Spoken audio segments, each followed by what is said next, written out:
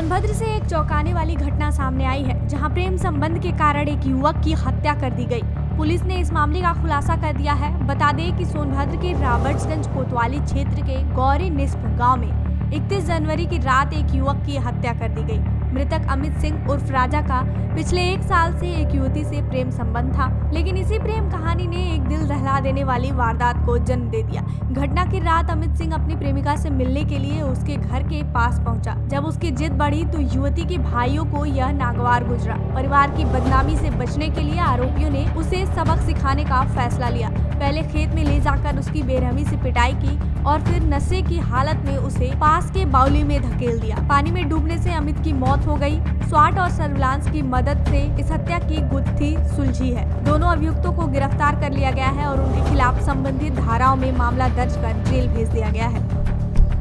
दिनांक 31 जनवरी 2025 को थाना क्षेत्र रॉबर्ट्सगंज के ग्राम गौरी निस्फ में एक युवक का शव मिलने की सूचना मिली थी और शव की पहचान अमित सिंह पुत्र संगम सिंह उम्र करीब 25 वर्ष के रूप में हुई।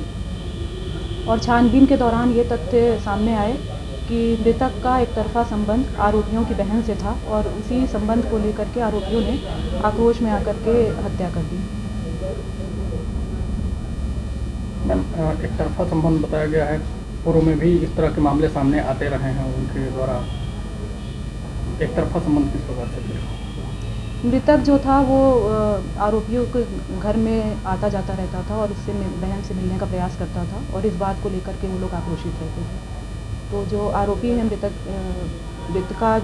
जो है उसके घर के सामने ही उनका मकान था और 2 भाई हैं राहुल और समीर नाम के, उन्होंने ये हत्या को अंजाम दिया। तो इसके पूर्व में भी कोई एप्लीकेशन वगैरह तरफ से था का मृतक के ऊपर? नहीं, इसके पूर्व कोई ऐसा पुलिस के संज्ञान में नहीं आया था ऐसा कोई तथ्य। हत्या मैंने किस तरह से? दिनांक 30 तारीख की रात को मृतक कई बार आरोपियों के घर पे गया उनकी बहन से मिलने के लिए और उन लोगों ने बार बार उसे आने से मना किया, जिसको लेकर के उनको कहासुनी हुई और उसके बाद एक खेत में ले जा करके उन लोगों ने उसे धक्का दे दिया और गड्ढे में पानी भरा हुआ था और उसे दबा दिया गया उसमें।